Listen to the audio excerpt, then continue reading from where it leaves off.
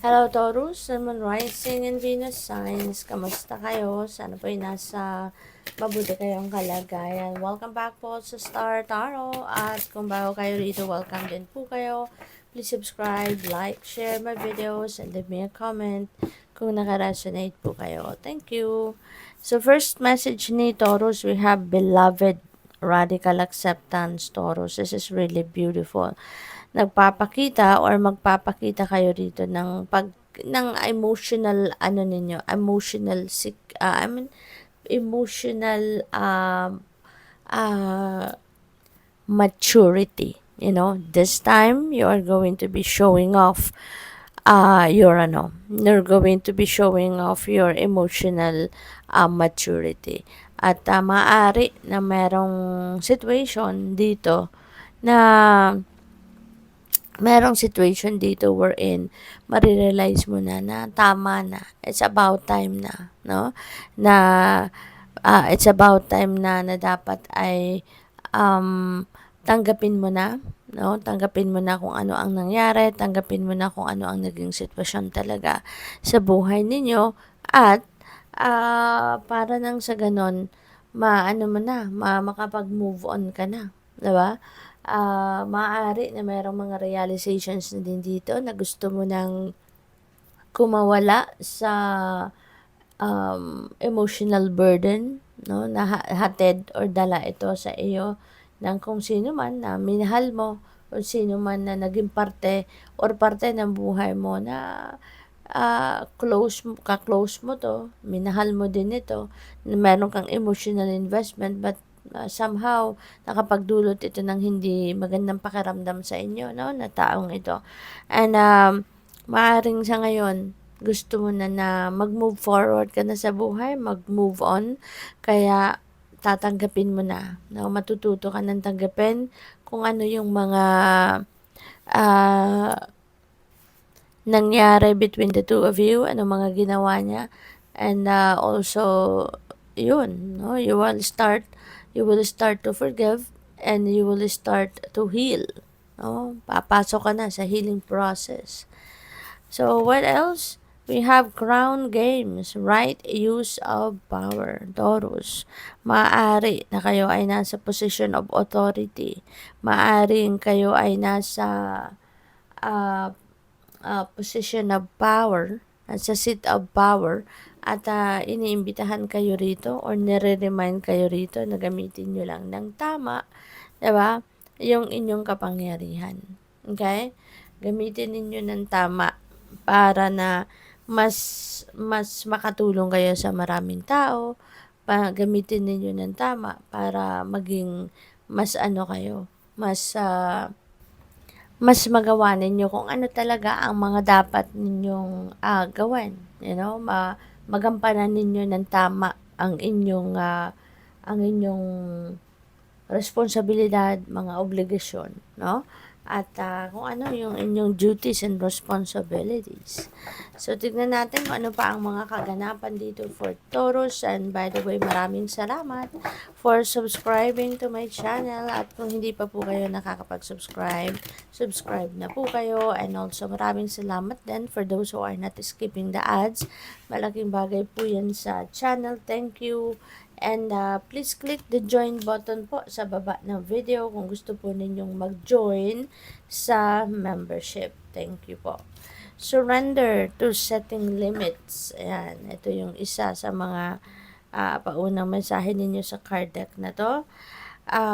Sabi dito, it is healthy to set boundaries in relationships, no? Practice expressing your needs and remembering that no is a complete sentence. Alright? So, makakatulong kasi, no? Malaki ang may tutulong ng boundaries, no? Kasi it will make kahit anumang klaseng relationship ang meron kayo with other people, it will make your relationship to be more, to be stronger, no? At mas magiging matibay at papalakasin nito yung inyong relasyon kasi kapag may boundaries, matututo din, no? hindi lang kayo, kundi yung mga tao sa paligid ninyo, kung ano ang limitasyon nila, matututo silang magrespeto, matuto silang igalang kung ano yung limitasyon na sinet mo para sa sarili mo. Okay? At para din sa kung ano lang ang tatanggapin mo, hanggang saan lang, 'di ba? Ang limitasyon, yung ganon. Maari kasi na ano kayo, sobrang bait ninyo, you know, at inaabuso na kayo ng mga tao sa paligid ninyo. Kasi maaaring bow na lang kayo ng bow, maaaring oo lang kayo ng oo. Sometimes, even if you want to say no, ang nasasabi nyo, yes pa rin. No? Yung mga ganun ba? Kaya ngayon, maaaring magigising kayo sa katotohanan na it's about time na to change. Okay? Kasi baka hindi na maganda ang nangyayari para hindi kayo umabot doon sa magkakagalit kayo, magkakaaway kayo. So, we also have surrender your attachment to results. The formula for success is to do all you can to make things happen. Then let go of the results. Holding on too tightly to a desired outcome can sabotage it. Diba?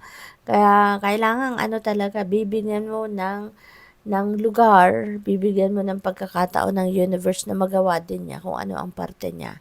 'Di ba? Kasi you are co-creating your reality with the divine. Hindi naman ikaw lang, no, ang gumagawa, ang nagtatrabaho para ma-achieve mo yung mga gusto mong ma-achieve. You are co-creating everything with the divine. Kaya kung sa tingin ninyo, nagawa nyo ng lahat, nagawa nyo na-exhaust nyo ng lahat ng effort, energy, time ninyo para ma-achieve mo kung ano yung mga gusto mong ma-achieve. Hanggang doon na lang yon, tama na yon. Okay? Hayaan mo na ang universe na siya na ang magdesisyon. Diba? Hayaan mo na ang universe na tapusin niya. Diba? Gawin din niya kung ano man ang part niya sa equation. Kasi hindi lang ikaw ito.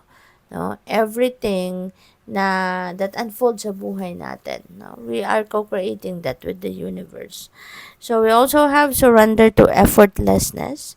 Stop pushing so hard. Ito na yon. The art of living means going with the flow instead of trying to force the river.